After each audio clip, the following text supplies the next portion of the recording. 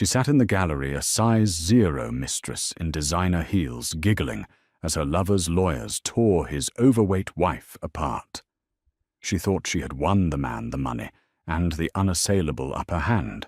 She had no idea the woman she was openly mocking literally owned the building they were sitting in.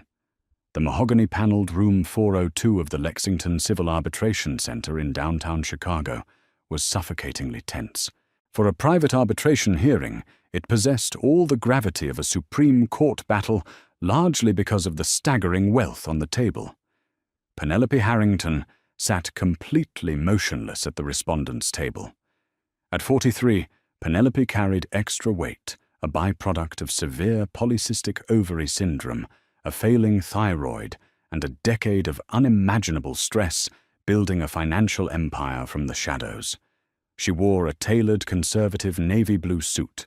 It was custom-made in Milan, woven from vicuña wool, but to the untrained eye it looked hopelessly matronly. And the untrained eye was currently sitting 2 rows behind her, filing her nails. Chloe Dempsey, 26 years old, a former marketing assistant turned lifestyle influencer, sat in the gallery area reserved for observers. She was dressed in a fitted bone-white sheath dress that aggressively hugged her slender figure, a not-so-subtle visual declaration that she was the incoming bride.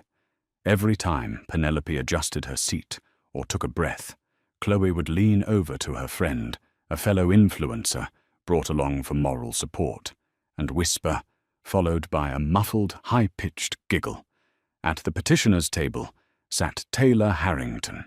Taylor was 45, aggressively tanned, and possessed the kind of manufactured arrogance that only came from a man who believed his own PR. 10 years ago, Taylor was a mid-level software salesman, drowning in credit card debt. Today, he was the CEO of Omnitech Logistics, a company recently valued at $80 million. Taylor adjusted his Rolex, not even bothering to look at the woman he had been married to for 15 years. He had filed for divorce 8 months ago, serving Penelope papers on her birthday. His reasoning, publicly leaked to his social circle, was cruel. He claimed Penelope had let herself go, that she was depressed, lazy, and unfit to stand beside a visionary CEO.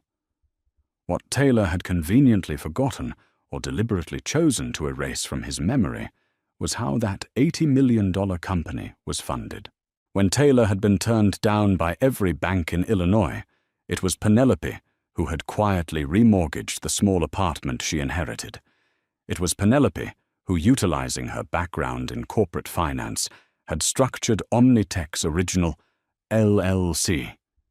And it was Penelope who, behind Taylor's back, had spent the last decade quietly investing her share of the early dividends into commercial real estate through a blind trust called Caldwell Holdings.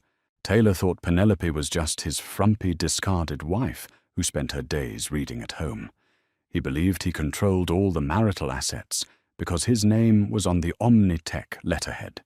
He had spent the last year shifting company funds into offshore accounts in the Cayman Islands, buying Chloe a $2 million penthouse, and doctoring the books to make it look like his business was practically bankrupt, all to starve Penelope out in the divorce. "All rise," the bailiff announced, as the Honorable Judge Richard Davies, a retired state judge acting as the private arbitrator for this high-stakes dispute, took his seat at the head of the long oak table. "Be seated," Judge Davies rumbled, adjusting his glasses. He looked over the files, his expression unreadable. "We are here for the binding arbitration in the matter of Harrington versus Harrington. Asset division and spousal support. Counsel, are we ready to proceed?" Taylor's lead attorney, Jonathan Cole, a shark-like man with slicked-back hair and a notoriously aggressive reputation, stood up, buttoning his suit jacket.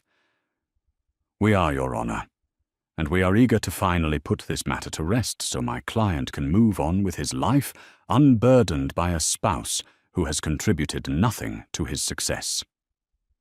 Behind Penelope, Chloe let out a perfectly audible snort of amusement. Penelope's attorney, Beatrice Wright, a woman in her late 60s with silver hair and a demeanor as calm as a frozen lake, didn't even turn around. She simply placed a thick, leather-bound folder on the table. "We are ready, Your Honor." Penelope stared straight ahead. Her heart wasn't racing. Her palms weren't sweating. The agonizing pain of Taylor's betrayal, the late nights he spent with Chloe, the gaslighting, the cruel comments about her body had burned out months ago. Now there was only ice. "Mr. Cole, you may begin your opening remarks," Judge Davies said. Jonathan Cole paced the length of the table, making sure to project his voice so the gallery could hear every humiliating word. "Your Honor, the law is designed to be equitable, but equity does not mean a free ride. For the past 15 years, Taylor Harrington has worked 90-hour weeks. He built Omnitech from a garage startup into a regional powerhouse. He has sacrificed his health, his time, and his youth. And what did the respondent Penelope Harrington do during this time?" Cole paused dramatically, gesturing vaguely toward Penelope. "She stayed home. She did not hold a job. She did not contribute capital. She did not entertain clients. In fact, as Mr. Harrington's star rose, Mrs. Harrington retreated further from public life, refusing to participate in the corporate culture that was vital to her husband's success. Now, as the marriage dissolves, she is demanding a 50% stake in Omnitech Logistics, plus exorbitant alimony. Look at her," Chloe whispered loudly to her friend in the second row. "She looks like a blueberry in that suit. Imagine demanding millions when you haven't worked a day in your life." Taylor smirked, looking down at his legal pad. "We intend to prove," Cole continued, raising his voice to talk over the murmurs, "that Omnitech's current valuation is solely the result of Mr. Harrington's post-separation efforts, and furthermore that the business is currently facing severe liquidity issues. We are prepared to offer Mrs. Harrington a generous lump sum of $500,000 and $5,000 a month in temporary spousal support for 2 years. That is more than fair for a woman who has treated her husband's life like an ATM." Judge Davies made a note. "Thank you, Mr. Cole. Miss Wright." "Your opening statement." Beatrice Wright stood up slowly. She didn't pace. She didn't raise her voice. She looked directly at Taylor and then at his attorney. "Your Honor," Beatrice said softly, "things are rarely what they appear to be. Mr. Cole claims his client is a self-made man. We intend to prove that Taylor Harrington is not only entirely dependent on his wife's financial architecture, but that he has committed egregious marital fraud. We will not be accepting the $500,000. By the time we leave this room, we expect Mr. Harrington to leave with exactly what he brought into this marriage, nothing." Taylor let out a harsh, barking laugh. Even Judge Davies raised an eyebrow. "Big words, Ms. Wright," the judge said. "I hope you have the paperwork to back them up." "Oh, we do, Your Honor," Beatrice said, taking her seat. "We have all the paper in the world." The morning session was a grueling exercise in character assassination. Jonathan Cole was a master at twisting the narrative, and he spent the next 2 hours painting Penelope as a lethargic, greedy, and emotionally unstable woman. He projected slides of Taylor's grueling travel schedule, contrasting them with Penelope's credit card statements. "Let's look at these charges, Your Honor," Cole sneered, tapping the screen. $3,000 a month at specialized medical clinics, $500 a week on organic groceries, and specialized meal deliveries. Meanwhile, Taylor was eating takeout in the office, trying to keep the company afloat.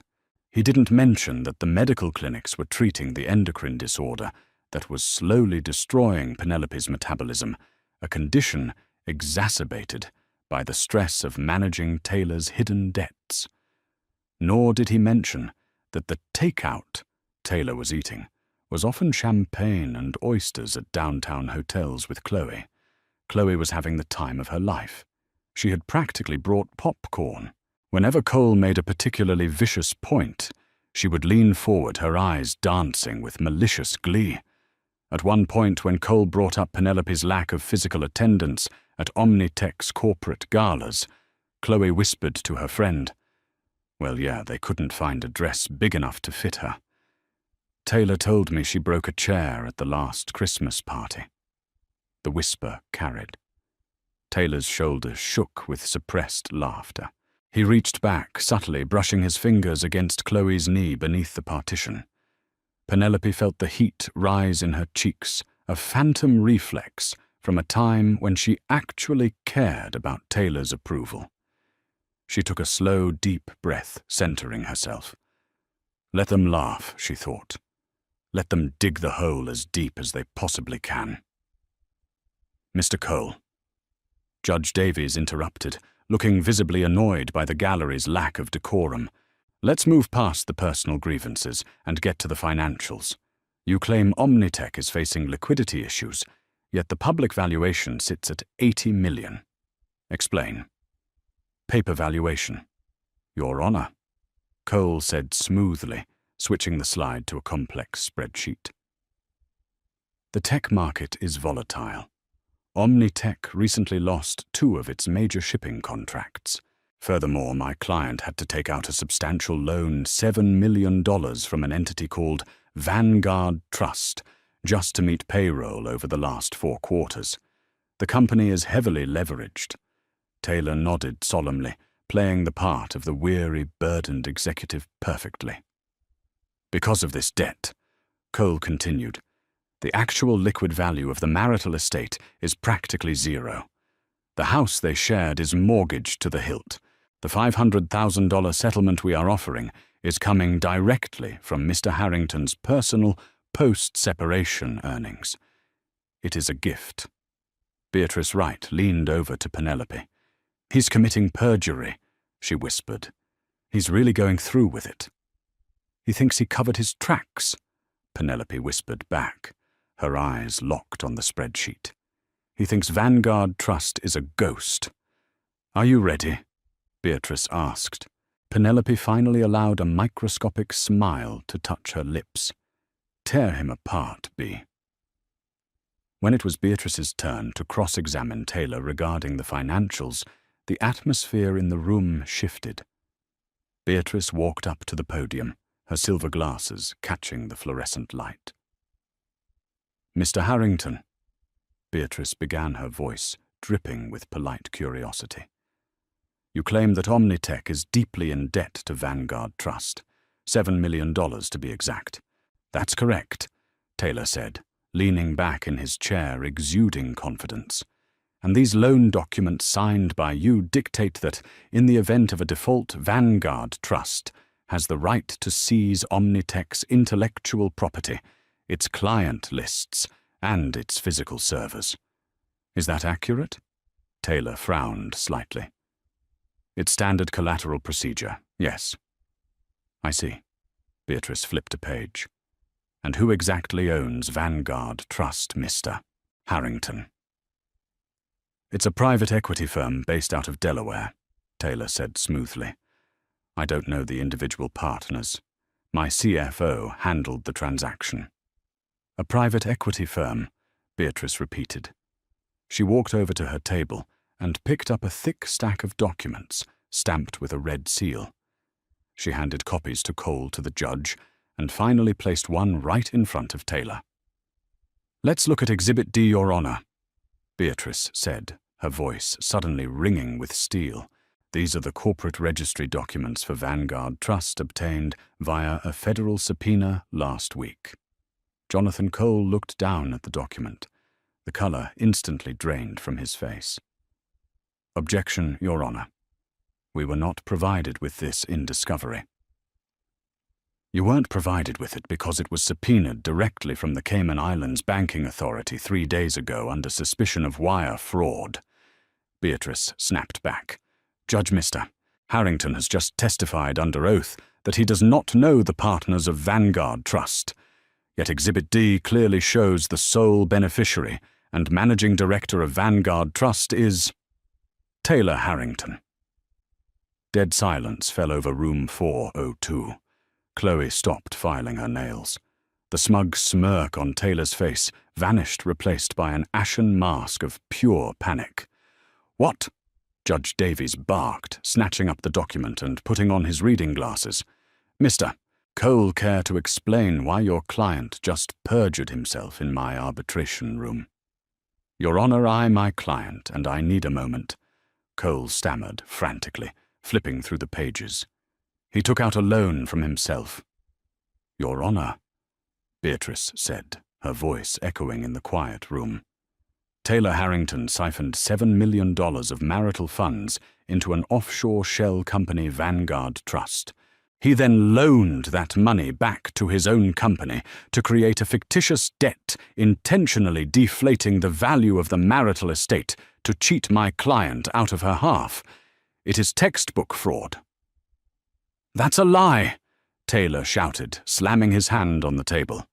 "She's fabricating documents. Penelope doesn't even know how to read a P&L statement, let alone track offshore accounts." Penelope finally spoke.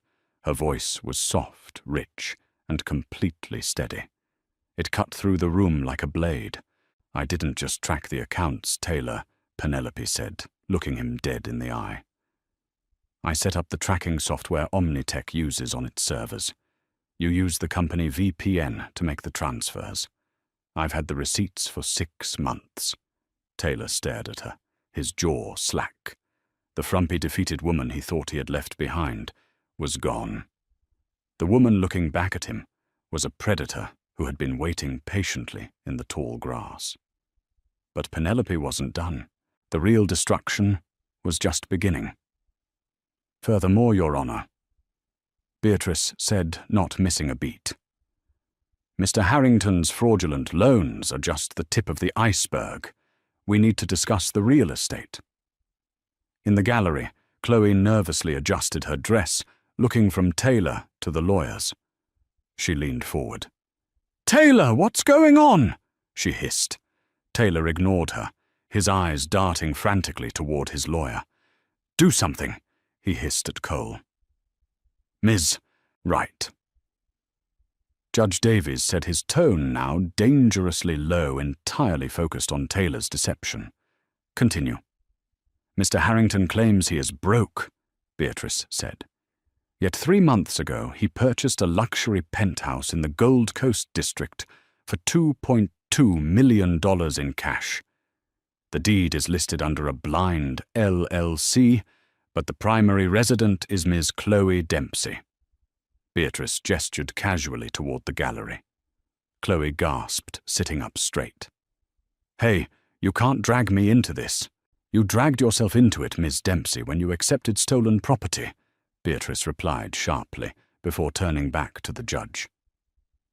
"Marital funds were used to purchase that penthouse. Therefore, the property belongs to the marital estate. And as of this morning, we have filed an injunction to seize it." "You can't do that!" Chloe shrieked, jumping to her feet. "That's my house. My name is on the lease." "Actually," Penelope said, speaking directly to the mistress for the first time. The room froze as Penelope turned around in her chair. "Your name is on a lease agreement with Caldwell Holdings LLC, the corporate entity that owns the entire residential building you live in," Penelope said, her voice echoing with devastating calm. "And since I am the sole owner and CEO of Caldwell Holdings, you are currently my tenant, Chloe, and your rent is 90 days past due." The silence in room 402 was so absolute that the faint, rhythmic ticking of the antique wall clock sounded like a judge's gavel striking the wood over and over. Chloe Dempsey remained frozen, her mouth slightly ajar, her designer purse sliding off her lap and spilling onto the carpeted floor. For a woman who made a living projecting a flawless aesthetic, the sheer, unfiltered terror on her face was deeply unflattering. "Tenant." Chloe choked out her voice, stripped of its previous arrogant lilt. She whipped her head toward Taylor. Taylor, what is she talking about? You said you bought that penthouse for me. You said the deed was in my name. Taylor looked like a man who had just stepped off a ledge and was waiting for the ground to rush up and meet him. It is, he stammered frantically, loosening his expensive silk tie. It's a blind trust, Chloe. She's lying. She's bluffing. She doesn't have the capital to own a high-rise in the Gold Coast. Oh, she isn't bluffing, Mr. Harrington. Beatrice Wright interrupted, sliding a thick ledger across the oak table toward Jonathan Cole. Exhibit E, Your Honor. The deed to 4,200 North Lake Shore Drive, acquired by Caldwell Holdings 3 years ago. Ms. Dempsey is living there under a $0 lease agreement that Taylor arranged through his fraudulent shell company Vanguard. But since Vanguard's assets are currently frozen pending federal review, the lease is void. An eviction notice was taped to Ms. Dempsey's door precisely 20 minutes ago. Chloe let out a high-pitched sound that was half sob, half scream. You're evicting me. I have custom furniture in there. I have a brand partnership filming in my living room tomorrow. Then I suggest you start packing Ms. Dempsey, Penelope said, evenly, not turning around. Because by 5 o'clock today the locks will be changed. You can take your ring light, but the custom velvet sofa stays. It belongs to Caldwell Holdings. Order, Judge Davies barked, slamming his hand onto the table as Chloe stood up, trembling with rage and humiliation. Miss Dempsey, you are a spectator in this arbitration. Sit down and remain silent, or the bailiff will physically remove you from my courtroom. Chloe sank back into her chair, burying her face in her hands, her carefully applied makeup beginning to run. The influencer who had spent the morning mocking Penelope's weight and wardrobe was now weeping over the loss of her stolen lifestyle. Taylor's lawyer, Jonathan Cole, was sweating profusely. He was an aggressive attorney, but he was not a foolish one. He recognized a slaughter when he saw it. But he had to try and salvage something, anything, from the wreckage of his client's catastrophic arrogance. Your Honor, Cole began his voice, lacking its earlier theatrical booming. Even if Mrs. Harrington is the proprietor of this Caldwell Holdings, Illinois is an equitable distribution state. Whatever assets she has amassed in this secret trust were accumulated during the marriage. Therefore, Taylor Harrington is legally entitled to 50% of Caldwell Holdings, just as she is demanding 50% of Omnitech. Taylor's eyes lit up with desperate hope. He grabbed the edge of the table. Yes, exactly. If she's been hiding real estate money that's marital property, she's doing the exact same thing I did. Not quite, Taylor, Penelope said, her voice dropping to a chillingly soft register. Beatrice Wright smiled. It was the terrifying, polite smile of a predator watching its prey step willingly into a bear trap. Mr. Cole, your client's ignorance of his own financial documents is truly staggering, Beatrice said, pulling out a final single sheet of paper. Your Honor, Exhibit F, a legally binding post-nuptial agreement signed by Taylor Harrington 7 years ago. Cole snatched the document. Taylor stared at it, his eyes darting frantically over the ink. I never signed a post-nup. I never agreed to that. Do you remember the year Omnitech transitioned from an LLC to a C Corp Taylor? Penelope asked, turning to face him completely. The matronly suit she wore no longer looked frumpy. It looked like armor. You were so busy trying to secure venture capital that you were barely sleeping. You brought a stack of 100 corporate restructuring documents home for me to organize because you couldn't be bothered to pay a paralegal. You asked me to tab where you needed to sign. Taylor's face went entirely pale as the memory hit him. I used the money from my grandmother's inheritance to fund Caldwell Holdings, Penelope explained to the room, her tone conversational but lethal. Inheritance is non-marital property in Illinois. But to ensure absolute protection, I drafted a document legally separating Caldwell Holdings from all marital assets, acknowledging that the trust was funded solely by my independent inheritance and that Taylor waived all future claims to it. I slipped it into the middle of your Omnitech corporate restructuring stack. Penelope leaned forward, her eyes locking onto Taylor's terrified gaze. I told you to read the documents, Taylor. I explicitly said, please review these carefully before you sign. And what did you say to me? Taylor couldn't speak. His throat bobbed, swallowing dry air. You said, Penelope continued, her voice ringing with absolute clarity. Just point to where I need to sign, Penny. I don't have time for the boring administrative garbage. That's what you're here for. Penelope paused, letting the devastating truth sink in.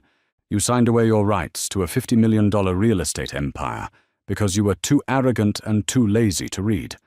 Fraud, Taylor screamed, spit flying from his lips. That is entrapment. That document is invalid, Your Honor. It was notarized by a third party, filed with the county clerk, and contains your verified signature, Mr. Harrington. Judge Davies said, examining the paper with a distinct look of disgust, there is no fraud here. There is only your own negligence. But she's a stay-at-home wife, Taylor yelled, pointing a trembling finger at Penelope. She sits on the couch and reads, she doesn't run a real estate empire. Look at her. I do read Taylor, Penelope replied coolly. I read tax codes. I read commercial zoning laws. I read the Cayman Islands banking regulations. While you were out playing visionary CEO, buying $2,000 bottles of champagne for 20-something influencers, and running the company I funded into the ground, I was quietly buying up downtown Chicago. She paused, adjusting the cuff of her vicuña wool suit. And speaking of downtown Chicago, Penelope said, a tiny, genuine smile finally breaking across her face. Mr. Cole, earlier you mentioned that Taylor shouldn't be penalized in this courtroom, but I think you misunderstand the jurisdiction of this arbitration. Penelope stood up. For the first time all day, she commanded the physical space of the room. You see, Taylor, when you insisted on using a private arbitration center to keep your messy financial fraud out of the public courts, your lawyers selected the Lexington Civil Arbitration Center because it is the most prestigious, discreet facility in the city. Taylor looked around the mahogany-paneled room, his breathing shallow. So what? So? Penelope said, her voice dropping to a whisper that commanded the attention of every single person in the gallery. Who do you think owns this building? Taylor. Taylor Harrington stared at his wife. The blood drained from his face rapidly. Jonathan Cole reached to steady him. No. Taylor whispered the word, barely escaping his lips. No, you don't. The Lexington Civil Arbitration Center has been a subsidiary of Caldwell Holdings for 4 years, Penelope stated. The triumphant steel in her voice echoed against the expensive wood panels. You aren't just sitting in my crosshairs, Taylor. You are sitting in my property. I own the chair you are sweating in. I own the table you are lying across. I literally own the courtroom you are currently losing everything in. In the back row, Chloe Dempsey stood up. She did not look at Taylor. She quickly grabbed her designer purse, her face a mask of panicked realization. The wealthy CEO she thought was her golden ticket was an illusion. Taylor was worse than broke. He was entirely dependent on the woman Chloe had spent 3 hours mocking. Wordlessly, Chloe turned on her heels and practically sprinted out of the double doors. The heavy oak slammed shut behind her. Taylor did not even turn to watch her leave. His world had collapsed entirely. Judge Davies took off his glasses, rubbing the bridge of his nose. He had presided over hundreds of divorces, but he had never witnessed a legal dismantling quite as brutally elegant as the one Penelope Harrington had just executed. "Mr. Cole," Judge Davies said, his voice heavy with finality, "your client has committed blatant perjury. He attempted to conceal marital assets through international shell companies, and he fraudulently leveraged the primary marital business to do so. This is a severe violation of the law." Jonathan Cole closed his briefcase. "We throw ourselves on the mercy of the arbitrator, Your Honor." "There is no mercy for arrogance." "Counselor," Judge Davies replied sharply. He pulled the final judgment decree toward him. "Given the egregious nature of Mr. Harrington's financial fraud, I am ruling unequivocally in favor of Penelope Harrington. The pretrial offer is dismissed." Judge Davies began writing, rapidly sealing Taylor's fate. "The offshore entity Vanguard Trust is ordered dissolved. The $7 million in fraudulent loans shall be awarded completely to Penelope Harrington as compensatory damages.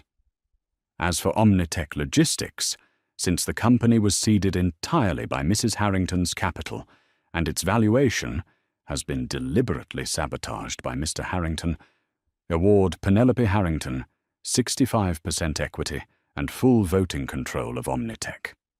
Taylor let out a hollow, suffocated gasp. "You can't take my company.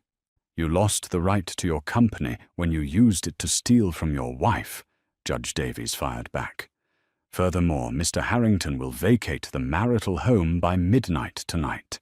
The property will be sold with 100% of proceeds going to Mrs. Harrington. Mr. Harrington, you leave this marriage with exactly what you brought into it, your personal clothing and a negative net worth. We are adjourned." Judge Davies struck his gavel. The sharp crack echoed through Penelope's building. Taylor sat paralyzed. His 90-hour work weeks, the cheating, the endless mocking of his wife's appearance, it had led to total devastation. He had traded an empire for an influencer who had not even stayed for the verdict. Beatrice Wright packed her files. She gave Penelope a respectful nod. "Excellent work, Madam CEO." "Thank you, Bay," Penelope said. Penelope stood up, smoothing her custom suit. She felt a profound lightness. She had carried the weight of Taylor's ego and cruelties. Now she was putting it down. She walked slowly past the petitioner's table. Taylor looked up at her, his eyes hollow. "Penny, please," Taylor whispered, entirely stripped of his pride. "Please, I have nowhere to go. My credit is ruined. You took the penthouse, the house, the company. Where am I supposed to live?" Penelope stopped. She looked down at the man who had laughed while his mistress called her a blueberry. Penelope smiled a calm, untouchable smile. "I hear the corporate office at Omnitech has a comfortable break-room sofa, Taylor," Penelope said gently. "Since I now own the company, I suppose I can allow you to sleep on it." Penelope Harrington turned and walked out the doors. Did Penelope's ultimate revenge leave you speechless? If you loved this dramatic courtroom, take down as much as we did. Make sure to hit that like button. Share this story with your friends who love a good karma moment, and subscribe to our channel for more incredible real-life revenge stories. Don't forget to ring the notification bell so you never miss out on the tea. Comment below, what would you have done in her shoes?